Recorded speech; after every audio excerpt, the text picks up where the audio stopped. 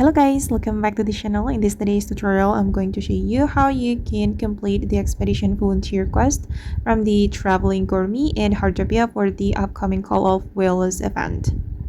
Okay, let's get into it guys. First of all, you're going to track this NPC, the Traveling Gourmet. This NPC is always moving, so you're going to follow him. And then you can talk to this NPC to start the quest. Click on the expedition volunteer and click on leave it to me, and we just need to submit one food. If you haven't cooked any food yet, you can go to your home and cook any food that you want.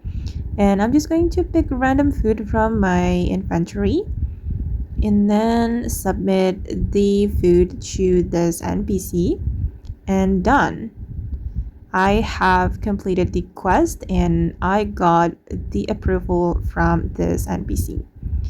Okay guys, and that's how we can complete the volunteer quest, the expedition volunteer quest from the Traveling Gourmet and Heartopia.